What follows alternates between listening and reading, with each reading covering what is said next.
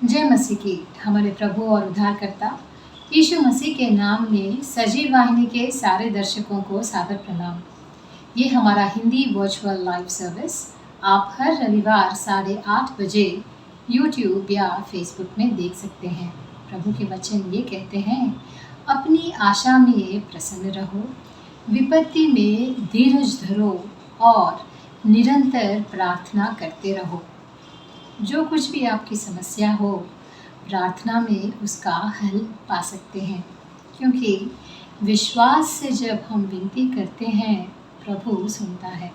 चलिए इसी विश्वास के साथ कुछ गीतों से इस प्रभु की स्तुति आराधना करें और प्रार्थना करें कि प्रभु आज हम सब से प्रत्येक रूप से बात करें। प्यारे प्रभु जी, हम आपके चरणों में आते हैं। आपका बहुत बहुत धन्यवाद। आपने प्रभु जी हमें एक और हफ्ता दिया हमारे ज़िंदगी में, ताकि हम आज के प्रेयर सर्विस में आ सके। प्रभु जी, हम आपके शुक्रगुजार हैं।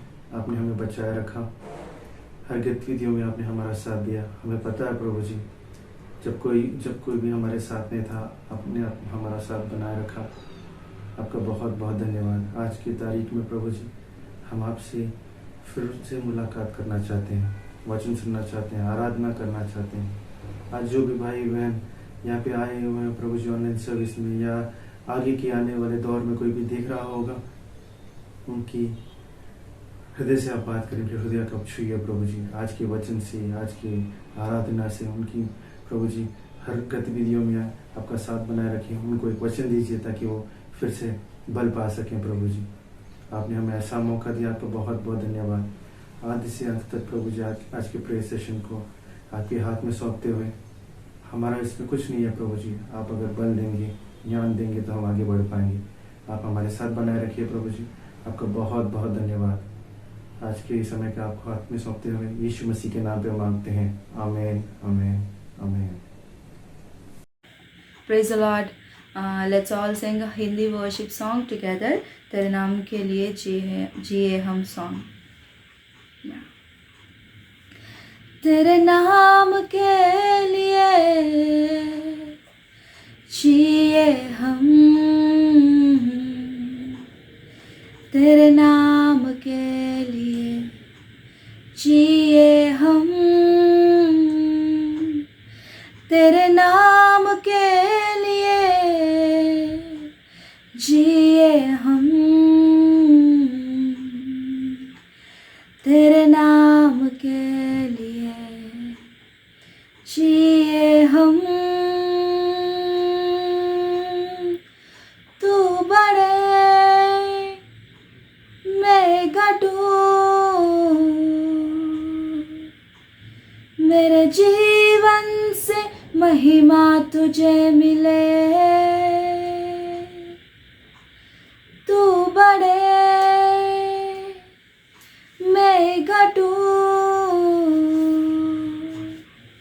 मेरे जीवन से महिमा तुझे मिले। स्तुतियों के बीच में विराजमान प्रभु, तू बड़े और मैं घटूं।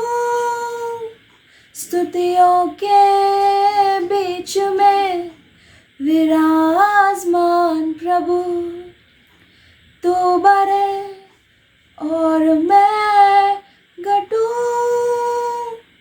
तू बड़े मैं घटूं, मेरे जीवन से महिमा तुझे मिले। तू बड़े मैं घटूं, मेरे जीवन से महिमा तुझे मिले। यीशु नाम में है चंगाई, यीशु नाम में है रिहाई,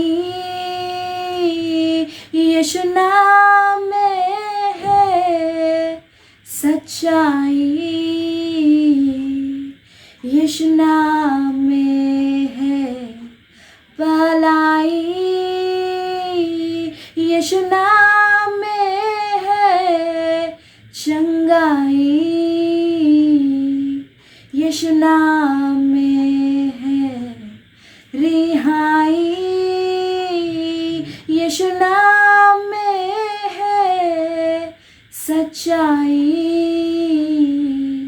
यीशु नाम में है भलाई। तू बढ़े मैं घटूं,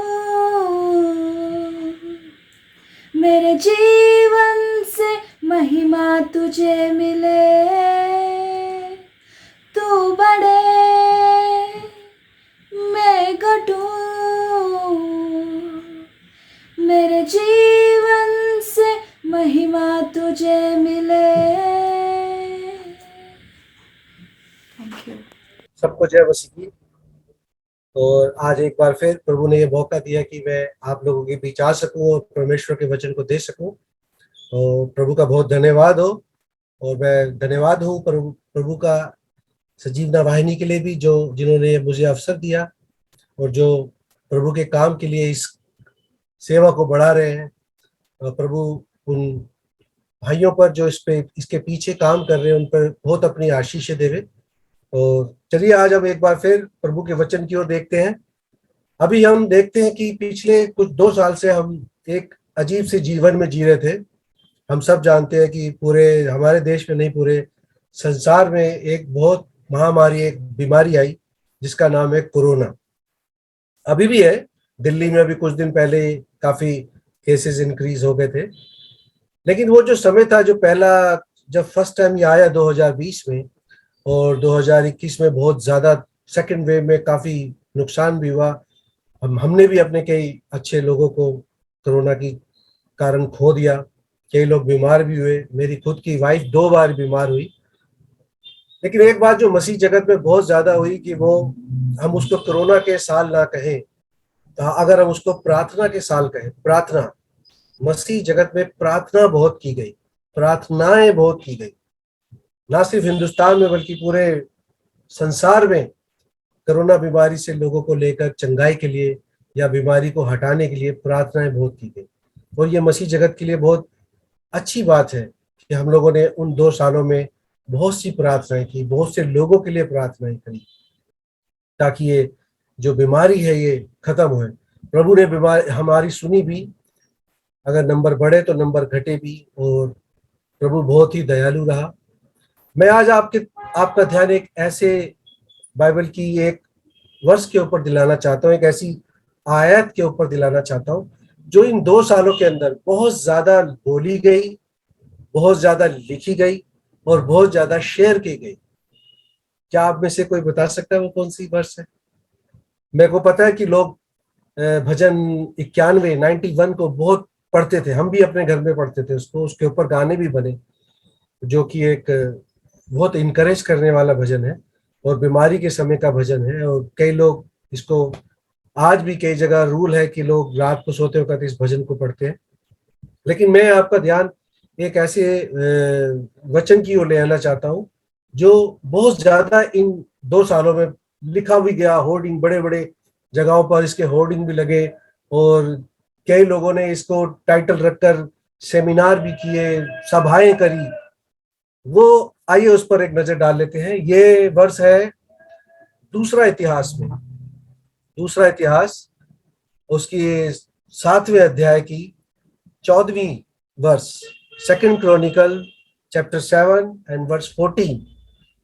वो कहता है प्रभु, तब यदि मेरी प्रजा के लोग जो मेरे कहलाते हैं दीन होकर प्रार्थना करें और मेरे दर्शन के खोजी होकर अपनी बुरी चाल से फिरें, तो मैं स्वर्ग से सुनकर उनका पाप क्षमा करूंगा और उनके देश को ज्यों का त्यों कर दूंगा। बहुत अच्छी खूबसूरत वर्ष है। इस वर्ष को अगर हम 2 हिस्सों में बांटें, if we divide this verse in 2 parts, तो जो पहले का हिस्सा है उसमें परमेश्वर ये बताने की कोशिश कर रहे हैं कि हमें क्या करना है। और जो दूसरा हिस्सा है उसमें परमेश्वर ये कह रहे हैं कि मैं क्या करूंगा। तो पहले हिस्से में हम देखते हैं कि हमें क्या करना है। तो पहला जो वर्ष आता है, जो पहला शब्द आता है, तब यदि मेरी प्रजा के लोग जो मेरे हैं। क्या आज मैं आपसे प्रश्न करता हूं, क्या आप प्रभु के लोग हैं? क्या आप परमेश्वर के जन हैं? बिल्कुल है। आप इस वचन को सुन रहे हैं, आपके हाथ में बाइबल है, बिल्कुल है। लेकिन क्या आप बहुत नजदीकी से परमेश्वर की तरफ हैं? क्या आप बहुत नजदीक है परमेश्वर के? यदि आपका उत्तर हाँ है, तो परमेश्वर आपको बहुत आशीष दे। यदि आप परमेश्वर से दूरी बनाकर चल रहे हैं, तो मैं आगे बताऊंगा इसके क्या क्या रिजल्ट होते हैं, इसके क्या क्या परिणाम हो सकते हैं। लेकिन बड़ा जरूरी है कि जब हम परमेश्वर के पास आए, जब हम परमेश्वर से प्रार्थना करें, और जब हम परमेश्वर के वचन को दें, तो बड़ा जरूरी है कि हम पहले परमेश्वर के गले में शामिल हो, उसके परिवार में शामिल हो। हम परमेश्वर के लोग बने, परमेश्वर के मन पसंद आने वाले लोग बने। जैसे दाऊद था, मूसा था, अब्राहम था। ये परमेश्वर के बहुत ही करीबी लोग थे, दिल पसंद थे लोग, प्रभु इनको बहुत पसंद करता था। क्या हम प्रभु के लोग हैं? हमें इस पर विचार करना है। सिर्फ चर्च जाना, बाइबल पढ़ना अच्छी बात है। आप चर्च जाते हैं, बाइबल पढ़ते हैं, रेगुलर रीड करते हैं, ये बहुत अच्छी बात है। लेकिन क्या आप ये कहते हैं कि मैं प्रभु का लोग हूं, प्रभु के परिवार से हूं? I am a part of Lord's family. क्या मैं प्रभु के परिवार का हिस्सा हूं? यदि है, यदि हाँ, तो प्रभु के परिवार में आपका स्वागत है। अगर आप आप प्रभु के लोग हैं, तो आगे मैं बताता हूं इसका क्या रिजल्ट होता है, इसके परिणाम क्या है। फिर दूसरा वो शब्द आता है वहां पर, कहलाते हैं दीन होकर प्रार्थना करें, हम्बल योरसेल्फ। दीन होना, मैं बताना चाहता हूं आपको कि नया नियम और पुराने नियम और नए नियम दोनों में दीन होने को परमेश्वर के सबसे करीबी रिश्ते में आती है बात। यदि आप दीन हैं, तो आप परमेश्वर के सबसे ज्यादा करीब हैं। If you are humble yourself, you are very near to God. आप परमेश्वर के बहुत नजदीक हैं। अपने आप को दीन करना बड़ा जरूरी है। कई मसीह लोग अपने आप को दीन नहीं करते हैं। वो अपने ही किसी जिसको कहना चाहिए घमंड में रहते हैं। अच्छी प्रीचिंग है उनकी, वेरी गुड, बहुत अच्छा प्रीच करते हैं, उसमें कोई शक नहीं है। बाइबल भी पढ़ी है, बाइबल भी पढ़ते हैं, चर्च में भी सब ठीक है। लेकिन जब वो पब्लिक में जाते हैं या मसीह लोगों से मिलते हैं, तो उनमें एक अकड़ होती है, एक घमंड होता है। वो परमेश्वर हमेशा कहता है कि मैं घमंड से भरी आंखों को पसंद नहीं करता। परमेश्वर की दृष्टि में घमंड से चढ़ी आंखें, बाइबल बताती है, प्रभु को बड़ी इन चीजों से नाराजगी होती है, प्रभु नाराज हो जाता है। तो प्रभु आपको दीन बनाने के लिए परमेश्वर बहुत सारे वचन देता है। अगर हम नीति वचन में जाएं, उसके 22वें अध्याय को देखें, और उसके 4 वर्ष में लिखा है, नम्रता और यहोवा भय मानने का जो फल है, वो महिमा और जीवन देता है। मतलब आप नम्र होते हो और आप परमेश्वर का भय मानते हो, तो आप उसका जो फल है, जो उसका रिवार्ड है, वो है ग्लोरी और लाइफ है। मतलब आपका जीवन परमेश्वर अच्छा बनाता है अगर आप दीन होते हैं। परमेश्वर के आगे अपने आप को दीन करते हैं, अपने आप को दीन करें, हम्बल योरसेल्फ। चाहे वचन के पढ़ने में हो, चाहे चर्च की संगति में है, चाहे ये नहीं किसी मसीह लोगों के साथ। जब हम गैर मसीह समाज में जाते हैं, या गैर मसीह हम ऐसे ऑफिस में काम करते हैं, या ऐसी जगह रहते हैं, या ऐसे जगह लोगों से मिलते हैं जो मसीह लोग नहीं है, क्या वो हमारी दीनता को देखकर, हमारी नम्रता को देखकर हमें पहचान पाते हैं कि हम यीशु मसीह के बच्चे हैं, उसके परिवार के हैं, उसके लोग हैं? दोस्तों, एक बहुत अच्छा मौका है कि हम अपनी दीनता और अपनी नम्रता के द्वारा लोगों को बता सकें कि हम परमेश्वर के जन हैं। इसका भी रिवार्ड, इसका भी रिजल्ट क्या मिलता है, बाइबल बताती है नीति वचन 22:4 में कि आपको महिमा मिलती है। परमेश्वर ऐसे लोगों की महिमा करवाता है। चाहे आप कहीं भी जाएंगे, परमेश्वर ऐसे लोगों को, नम्र लोगों की महिमा करता है। आपको नहीं पता होगा, लेकिन लोग आपकी तारीफ करते हैं, आपके पीछे कहते हैं, हाँ वो मसीह आदमी है, वो प्रभु का जन है, क्योंकि वो बहुत नम्र है, वो दीन है, वो परमेश्वर का भय मानता है। He is a God fearing person, वो परमेश्वर से डरता है। अगर आप नीति वचन में क्या कहता है, पहला नीति वचन उसका 7वां वर्ष क्या कहती है, यहोवा का भय मानना बुद्धि का मूल है। मतलब परमेश्वर का भय मानना, आप अगर जिस टाइम आप मानते हो, उसी वक्त परमेश्वर आपके अंदर बुद्धि आ जाती है। कहने का मतलब ये कि जब आप परमेश्वर के भय में रहते हो, उसकी दीनता में रहते हो, इसका मतलब है आप समझदार हो रहे हैं। परमेश्वर आपकी बुद्धि को इस्तेमाल कर रहा है, बढ़ा रहा है। ये परमेश्वर की ओर से आपको एक इनाम मिलता है। फिर हम आगे देखते हैं, वो क्या कहता है, इसलिए अपने आप को नम्र करें, दीन करें, परमेश्वर आपसे बहुत खुश होगा। फिर वो कहता है आगे कि दीन होकर प्रार्थना करें और मेरे दर्शन के खोजी होकर, मेरे सीकर, गॉड सीकर। क्या आप परमेश्वर के खोजी हैं? आप बोलेंगे भाई साहब ऐसे क्यों कह रहे हो, हम क्या कहाँ जाए परमेश्वर को खोजने? यरूशलेम जाए, कहीं और जाए, चर्च जाए? नहीं, अपने अंदर खोजो। पवित्र शास्त्र बाइबल में देखो, उसके वचन को पढ़ो, उसके अंदर परमेश्वर को खोजो। आपके अंदर क्या कमी है, उसके द्वारा परमेश्वर को खोजो। कैसे परमेश्वर उस कमी को पूरा करता है? परमेश्वर के खोजी होना बहुत जरूरी, बहुत ज्यादा जरूरी। कहने का मतलब ये कि आप परमेश्वर के वचन के अंदर बने रहें, आप परमेश्वर के प्रेम में बने रहें, आप परमेश्वर के अनुग्रह में बने रहें। ना सिर्फ खुद खोजी रहे, ना सिर्फ परमेश्वर को भी और आपका मन लगा रहे, बल्कि आप औरों को भी इंस्पायर करें कि हाँ, आपको भी परमेश्वर का खोजी बनना है, आपको भी परमेश्वर के लिए ललक होनी चाहिए, आप परमेश्वर के लिए उत्साहित रहने चाहिए। चाहे आपको वचन पढ़ना हो, चाहे आपको चर्च में बोलना हो, चाहे आपको कोई मौका मिलता है परमेश्वर की गवाही देने का, आप परमेश्वर के खोजी बनिए, परमेश्वर को और देखें, हर चीज के लिए देखें, हर बात के लिए परमेश्वर पर डिपेंड रहे। ये होता है परमेश्वर के खोजी होना। वचन में जाना, वचन की गहराई में जाना, और गहरे से जाना। क्योंकि अगर साधारण तरीके से आप बाइबल को पढ़ेंगे, तो बाइबल अगर इतनी पहली बार पढ़ने के वाले आदमी के लिए बाइबल बहुत मुश्किल किताब है। बाइबल एक तरफ से समझ में नहीं आती है। यदि आप मत्ती की रहित सुसमाचार पढ़े, उसके पहला जो अध्याय है, उसमें तो सारी जनरेशन के बारे में बताया।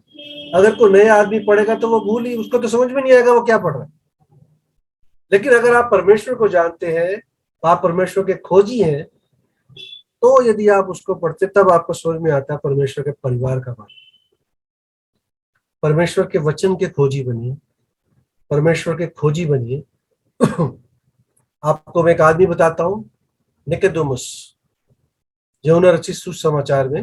वो बहुत पढ़ा लिखा आदमी है, फरीसियों का वो कहते हैं कि आलिम फाजिल आदमी है, पढ़ा लिखा है, उनका गुरु है। वो रात के समय यूहन्ना से मिलने आता है, ताकि दिन में कोई देख ना ले। लेकिन एक बात उसमें अच्छी थी, क्योंकि वो परमेश्वर के बारे में जानना चाहता था, वो खोजी था। दाऊद कहता है, मैं दिन रात तेरे वचन पर ध्यान लगाता रहता हूँ, बिस्तरे पर लेटा हूं तब भी तेरे वचन पर ध्यान लगाता हूँ। परमेश्वर का खोजी। और ऐसे लोगों को हम सब जानते हैं, परमेश्वर ने बड़ी आशीषें दी। दाऊद ने अपने जीवन में गलत काम भी किए, दाऊद से पाप भी हुआ, लेकिन परमेश्वर की ओर से वो कभी नहीं मुड़ा। परमेश्वर की ओर वो हमेशा लगा के, अपने मन को और दिमाग को लगा के रखा उसने। और ये बात बिल्कुल सत्य है कि भजन संहिता के काफी सारे भजन उसने संकट के समय में लिखे। उसने तो संकट के समय में लिखे, लेकिन हमें आज वो कितनी, हम जब हम संकट में होते हैं कितना आराम मिलता है हमें वो सब पढ़ के। क्यों? क्योंकि हम परमेश्वर के खोजी हैं। हम बाइबल के वचन में परमेश्वर को देखते हैं। हम कहते हैं प्रभु हमसे बातचीत कर। अभी यशायाह नबी की पुस्तक में लिखा है, देखो मैंने तुम्हारा चित्र अपनी हथेली पर बना लिया। लिखा है, बाइबल में लिखा है, देखो मैंने अपना चित्र तुम्हारी अपनी हथेली पे बना लिया। तो परमेश्वर हमें कैसे देखता है? ऐसे देखता है। प्रभु हमें ऐसे देखता है क्योंकि उसने हमारे चित्र को अपनी हथेली पर बनाया। परमेश्वर हमें ऐसे देखता है कि हम परमेश्वर को देखते हैं, उसको खोजते हैं वचन में, चर्च में, लोगों में। परमेश्वर की भलाई को खोजते हैं, उसकी अच्छाई को खोजते हैं। हमें सोचना चाहिए। आज इस बात को आप विचारें मेरे प्यारों, आज इस बात पर विचार करें। परमेश्वर के खोजी बनिए, परमेश्वर के वचन के खोजी बनिए, परमेश्वर के अनुग्रह के खोजी बनिए, उसके प्रेम के खोजी बनिए। सब इसमें है, सब सब कुछ। बाइबल एक ऐसी पुस्तक है जिसमें सारी समस्याओं का समाधान है।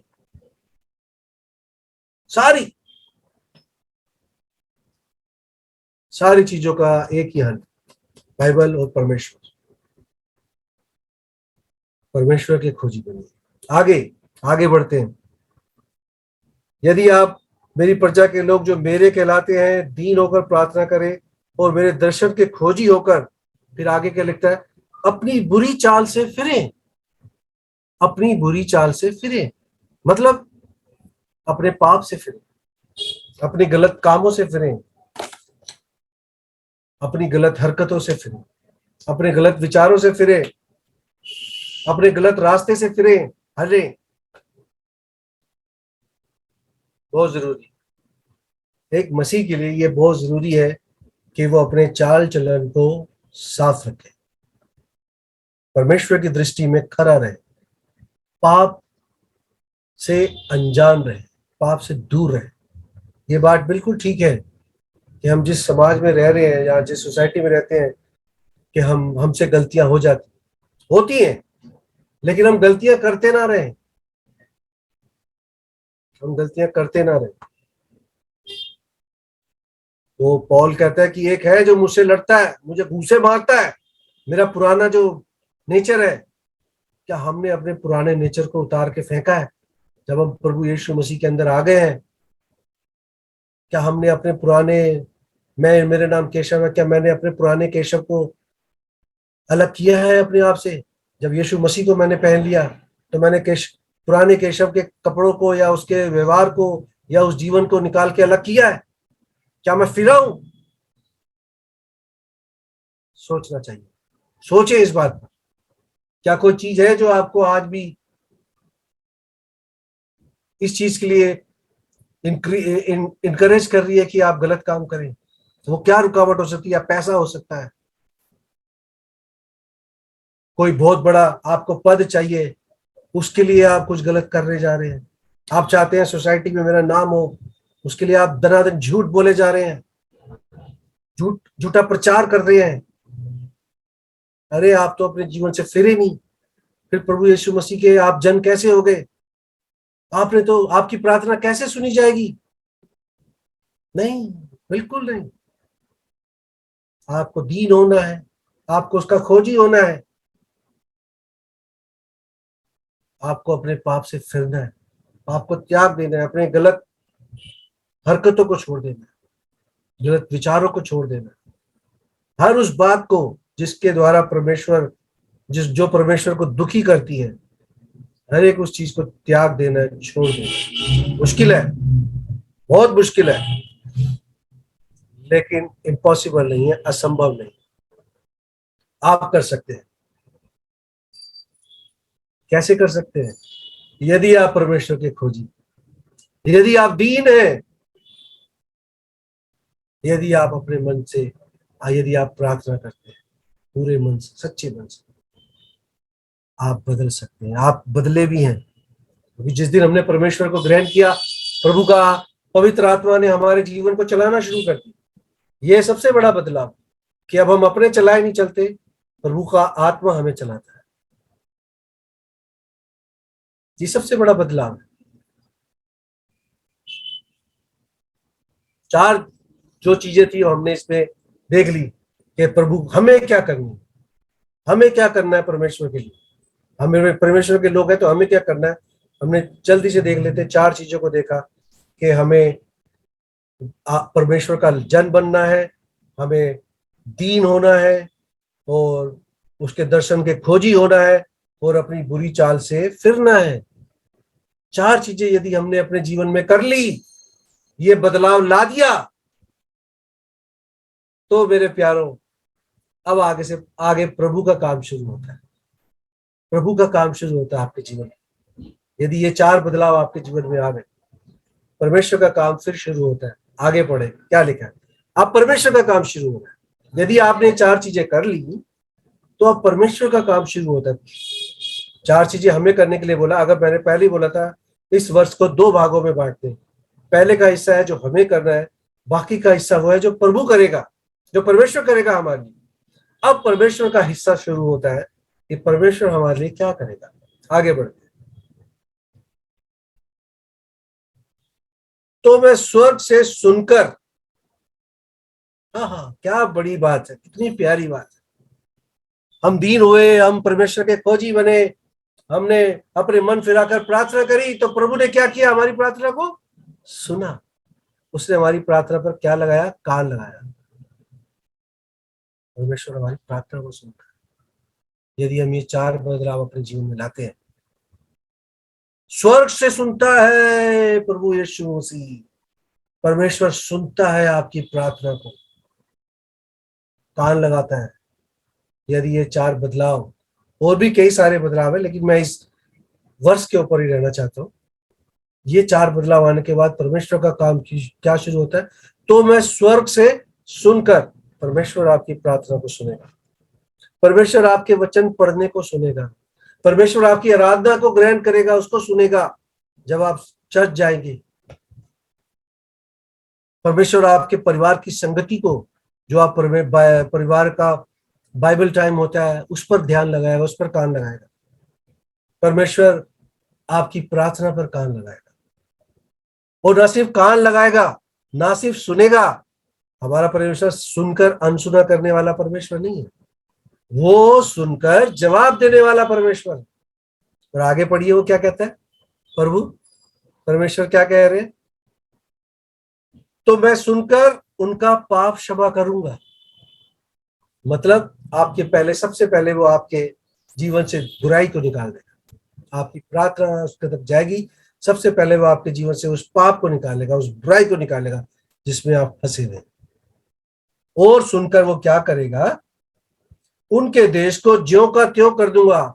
जिस स्थिति को आप चाहते हैं, प्रभु के लिए प्रार्थना कर रहे हैं, प्रभु मेरे पास ये नहीं है, आप दीन है, आप परमेश्वर के खोजी है, आप प्रभु को अपने, आप परमेश्वर के खोजी, आप परमेश्वर दीन हो गए, आप परमेश्वर के जन है, आपने अपने पापों से मन फिरा लिया, आपने प्रार्थना करी, प्रभु मुझे ये मेरे जीवन में हो जाए, प्रभु उस काम को कर देगा। परमेश्वर उस काम को कर देगा, मतलब आपकी प्रार्थना का जवाब आपको देगा। प्रार्थना आपकी किसी भी विषय को लेकर हो सकती है, आपकी शिक्षा को लेकर हो सकती है, आपके परिवार को लेकर हो सकती है, किसी भाई से मन मुटाव है उसको लेकर हो सकती है, किसी बहन से मन मुटाव है उसको लेकर हो सकती है, या परिवार में नहीं बनती, उसके चर्च में किसी सदस्य से कुछ मन मुटाव है। कैसी भी प्रार्थना हो, या किसी भले के लिए हो, किसी बीमारी के लिए, कोई बीमार है, कोई भाई बहन बीमार है, उसके लिए आप प्रार्थना कर रहे हैं, परमेश्वर उसका जवाब देता है। लेकिन यदि आप इन सब चारों चीजों को नहीं करते, तो परमेश्वर आपकी प्रार्थना को क्यों कर सुनेगा, क्यों उसका जवाब देगा। भाई जो परमेश्वर कह रहा है आपको करने के लिए, आपने तो किया नहीं। लेकिन जैसे ही आप ये सब कुछ कर लेते हैं, परमेश्वर अपने कान आपकी बातों में लगाता है, आपकी प्रार्थना में लगाता है, और ना सिर्फ लगाता है, आपकी स्थिति को दोबारा से ठीक कर देता है। आपकी प्रार्थना का जवाब देता है। आगे फिर 15वीं वर्ष में कहता है, जब आप ये सब कर लेते हैं उसके बाद से आपकी हर प्रार्थना का जवाब, हर प्रार्थना को परमेश्वर सुनता है और उसका जवाब देता है। 15वीं आयत में क्या लिखा है? 15वीं में, अब से जो प्रार्थना इस स्थान में की जाएगी उस पर मेरी आंखें खुली और मेरे कान लगे रहेंगे। आज से जो कोई भी हो, आप सामने बैठे कोई भी भाई या बहन हो, जब आप परमेश्वर के जन्म में हैं, आप दीन हैं, आपने अपने बुरे कामों से मन फिरा लिया है, आपने प्रार्थना करी है, परमेश्वर आपकी प्रार्थना पर कान लगाता है। परमेश्वर अपनी आंखें आपके ऊपर बना के रखता है। वो स्वर्ग से आपके ऊपर अपनी आंखें दृष्टि बना के रखता है। भजन में लिखा है, देखो वो स्वर्ग से हमारे ऊपर दृष्टि करता है। मेरे बच्चे क्या कह रहे हैं, मेरे बच्चे क्या कर रहे हैं। कहने का मतलब ये आपके ऊपर पिता के समान हाथ रखता है, आपके ऊपर अपनी दया को बना के रखता है, आपके ऊपर अपनी आंखों को लगा के रखता है। ऐसे आपको देखता है, ऐसे आपको देखता है।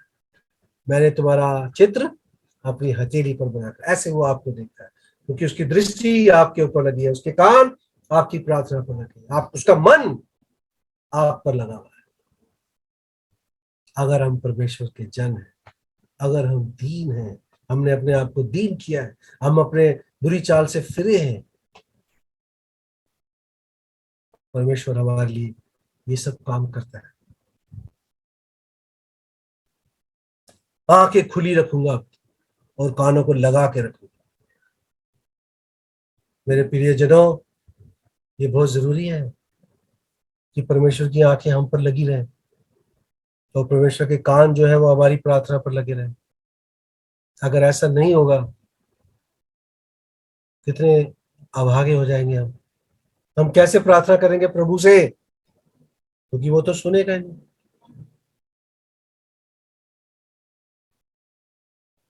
हम कैसे परमेश्वर के आराधना कर सकेंगे, क्योंकि उसकी आंखें तो हमारे ऊपर लगी, क्योंकि हमने परमेश्वर का कहना नहीं माना, हम परमेश्वर के बताए हुए रास्ते पर नहीं चले, हमने अपने आप को दीन ही नहीं किया, हम अकड़ में रहे, हमने पाप को स्वीकार ही नहीं किया, हमने अपने गलत कामों से फिरे नहीं, हमें लगता है हम सही कर रहे हैं, हम गलत ही नहीं कर रहे कुछ। भूल जाओ आपकी प्रार्थना सुनी जाएगी, भूल जाओ कि परमेश्वर ने आपके प्रार्थना पर कान लगाया, भूल जाओ कि परमेश्वर आपको ऐसे देख रहा है। परमेश्वर के सामने साफ रहना बड़ा जरूरी है। पवित्र परमेश्वर को पवित्र लोग ही भाते हैं। हम सबका दोष प्रभु ने दूर कर रखा है। हम सब जानते हैं परमेश्वर ने हमारे लिए उस कैलवरी क्रूस पर जान दी है, उसने हमारे पापों को हम आपसे निटा दिया है, हमारे जीवन से निकाल दिया है। फिर क्यों हम पाप में दोबारा जाते हैं? फिर क्यों हम उस पुराने जीवन की ओर जाते हैं? हम क्यों दीन नहीं होते हैं? हम क्यों नम्र नहीं होते हैं? क्यों हम परमेश्वर के जन नहीं बन पाते हैं? क्यों परमेश्वर से हमारा रिश्ता अलग हो जाता है? यही कारण है। लोगों के पास बहुत बड़े बड़े एक्सक्यूज हैं। कईयों की पढ़ाई है, कईयों का परिवार है, कईयों का पैसा है, किसी की नौकरी है, बहुत बहाने हैं परमेश्वर के दूर जाने के। लेकिन परमेश्वर दूर चला गया तो बड़ी दिक्कत हो जाएगी, बहुत मुसीबत आ जाएगी यदि परमेश्वर हमसे दूर चला गया।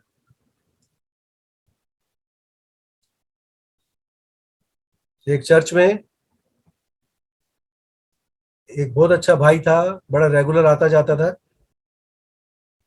अचानक उसने चर्च में जाना बंद कर दिया।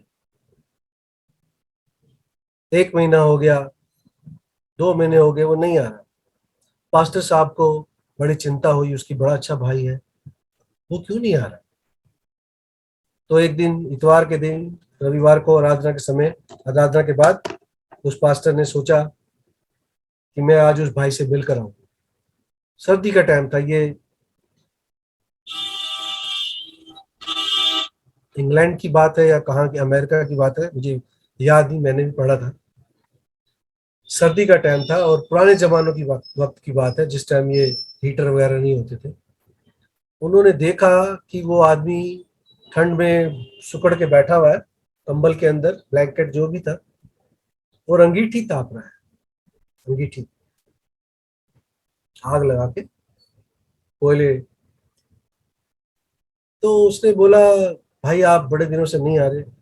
उसने शिकायतें करने लगे वो आगे, अरे पास्टर साहब, मुझे वो फलाना भाई बड़ा बेकार लगता है, और आपके चर्च में सर्विस अच्छी नहीं है, बड़े लंबे लंबे मैसेज होते हैं और लंबा लंबा खींचते हो आप लोग, किसी को वचन पढ़ने का सेंस ही नहीं है, उल्टे सीधे तरीके से गलत कोट करते हैं। शिकायतें कर रहे थे। पास्टर साहब ने कहा, अच्छा ठीक है। उन्होंने क्या किया, बातों बातों में वो चिमटी होती है ना जिससे कोयले को आगे ऊपर नीचे करते हैं, उस एक कोयले को निकाला और बाहर रख दिया। बाहर रख दिया, बात करता रहा, चाय वाय पी, जो भी था। थोड़ी देर के बाद उसने उस आदमी से पूछा, ठीक है तुम्हारी 100 शिकायतें हैं, लेकिन आपने एक चीज नोट करी, मैंने एक कोयला बाहर निकाल के रखा था, वो क्या हो गया, उस कोयले का क्या हाल हुआ? अरे उसने देखा, गौर से देखा, हाँ पास्टर साहब वो कोयला तो ठंडा हो गया। पास्टर साहब कहते, कुछ समझ में आया? जब तक आप प्रभु के साथ संगति नहीं करोगे, प्रभु के लोगों के साथ संगति नहीं करोगे, आप गर्म नहीं रहोगे। गर्म इन द सेंस, परमेश्वर के वचन में गर्म नहीं रहोगे, परमेश्वर के अनुग्रह में गर्म नहीं रहोगे, ठंडे पड़ जाओगे, ठंडे अलग थलग हो जाओगे। और अगर आप ठंडे पड़ गए, तो हमारे देश में कहा जाता है, जब आदमी ठंडा हो जाता है तो समझ लो वो मर गया, है ना। तो परमेश्वर के साथ संगति करना, परमेश्वर के लोगों के साथ संगति करना, ये तभी संभव है जब हम अपने आप को परमेश्वर के तुल्य बनाए, परमेश्वर के जैसा बनाने की कोशिश करें। हमें कोशिश करनी चाहिए। ये ठीक है कि हम परमेश्वर नहीं बन सकते, बिल्कुल नहीं, लेकिन परमेश्वर जैसे बनने की कोशिश तो कर सकते हैं। नम्रता का पहला क्या था? दी नम्रता। परमेश्वर ने सबसे बड़ा एग्जाम्पल दिया नम्र होने का। उसने अपने चेलों के पैर धोए। हो राजाओं का राजा, प्रभुओं का प्रभु अपने चेलों के पैर धो रहा है, वो भी कब? जबकि पता है अगले दिन मैं मर जाऊंगा, अगले दिन मुझे सूली मिलेगी, अगले दिन मेरे कोई कोड़े पड़ेंगे। वो चेलों के पैर धो रहा है, एक एग्जाम्पल सेट कर जा रहा है, एक एक नमूना हमारे सामने पेश कर रहा है कि हमें कितना हम्बल होना है, कितना दीन होना है। हमें कोशिश करनी चाहिए, मसीह भाई बहनों से नहीं, सब लोगों के साथ नम्रता और दीनता के साथ पेश आए। जो मेरे लोग हैं, क्या हम प्रभु के लोग हैं? क्या हम वचन में पढ़ रहे हैं? क्या हम चर्च की एक्टिविटी में इन्वॉल्व हैं? हम कॉटेज मीटिंग के अंदर इन्वॉल्व हैं? अगर ऐसा है तो आप प्रभु के जन हो, आप प्रभु के लोग हो, प्रभु के परिवार के लोग हो।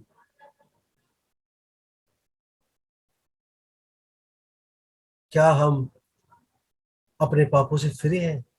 क्या हम पुराने जीवन को जिए जा रहे हैं? कोई बदलाव ही नहीं आया। प्रभु तो आ गया हमारे जीवन में, लेकिन हमारा जीवन तो बदला ही नहीं। प्रभु की ओर से कोई कमी नहीं है, कमी हमारी है, क्योंकि हम उस जीवन को छोड़ना ही नहीं चाहते। बड़ी हमें तकलीफ हो जाती है उस जीवन को छोड़ना। प्रभु चाहता है कि ये आप करें। फिर देखो, प्रभु उसका रिजल्ट भी तो बताता है। वो आपके प्रार्थना पर, आपकी बात पर कान लगाता है, वो अपनी आंखें आपके ऊपर लगाता है, और आपकी स्थिति को, आपके आपके बुरी चीजों को, आपकी प्रार्थना के जवाब को जैसा आप चाहते हैं कर देता है, जवाब दे देता है। ज्यों का त्यों कर दूंगा, इसमें लिखा है, ज्यों का त्यों कर दूंगा, जैसा तो आप चाहते हो मैं वैसा कर दूंगा आपके लिए। क्या आप मेरे लिए चेंज होगे? हालांकि ये जो विषय में कहा जा रहा है, ये एक डेडिकेशन है सुलेमान के मंदिर का, तब ये परमेश्वर बातें कर रहा है उससे, वहां पर ये बातें कही गई है। लेकिन उस समय के कंटेंट, उस समय के सिनेरियो को देखकर ये चीजें आज भी हमारे जीवन में लागू होती है। जो निर्देश सुलेमान को दे रहा है प्रभु। आगे क्या कहता है? 16वीं वर्ष में कहता है अपने मंदिर के लिए, क्योंकि अब मैंने इस भवन को अपनाया और पवित्र किया है कि मेरा नाम सदा के लिए इसमें बना रहे। मेरी आंखें और मेरा मन दोनों मिला यहीं रहेंगे, नित्य यहीं रहेंगे, नित्य। ये आपके लिए, मेरे लिए। हम परमेश्वर का मंदिर है, भूल गए? पौलुस ने क्या कहा? हम परमेश्वर का मंदिर है। यदि हम में ये सब बदलाव है, प्रभु का वायदा देखो क्या खूबसूरत है। ओहो प्रभु तेरा धन्यवाद हो, क्या वायदा दिया आपने। नित्य मेरा मन यहाँ लगा रहेगा, तुम पर लगा रहेगा। ये जो भाई मेरे वचन को सुन रहे, वो बहन जो सुन रही है, इन पर मेरा मन लगा रहेगा, मेरी आंखें इनके ऊपर लगी रहेंगी। परमेश्वर आज आपसे ये वचन कह रहा है, बोल रहा है। जरूरत है हमें अपना जीवन बदलने की और परमेश्वर के अनुसार अपने जीवन को चलाने की हमें जरूरत है। क्या खूबसूरत वायदा है 16वीं वर्ष में, क्या खूबसूरत। अगर आपके पास बाइबल है तो पढ़ो उसको, खुश हो जाओ पढ़ के। ये आप ही के लिए। यदि आप परमेश्वर के जन हो, आप दीन हो, आप अपनी बुरी चाल से फिर चुके हो, परमेश्वर की आंखें आपके ऊपर लगी नित्य, हमेशा। उसके कान आपकी ओर लगे हमेशा, 24/7, सातों दिन 24 घंटे। हम तो सो जाते हैं, प्रभु नहीं सोता है। वो सोते हुए भी हमारी रखवाली करता है। उसकी दया, उसकी जो करुणा है वो हम पर बनी रहती है। दोस्तों, आज का ये जो संदेश है, इस संदेश का टाइटल भी यही है, प्रभु के लोग, गॉड्स पीपल। क्या हम परमेश्वर के जन हैं? तो यह संदेश आपके लिए। खुश हो जाइए कि आप परमेश्वर के जन हैं। खुश रहिए, परमेश्वर ने आपसे एक वायदा दिया है आज के शाम कि आप, परमेश्वर की आंखें आपके ऊपर लगी हैं, परमेश्वर के कान आपकी प्रार्थना पर लगे, और हमेशा, नित्य, रोज, हमेशा। प्रभु कभी नहीं छोड़ता। बहुत बड़ा अच्छा वायदा दे रखा उसने, ना तो मैं तुम्हें छोड़ूंगा और ना ही मैं तुम्हें त्यागूंगा। हम छोड़ दें वो बात अलग है, हम त्याग दें वो बात अलग है। प्रभु ना हमें छोड़ेगा ना हमें त्यागेगा। क्यों?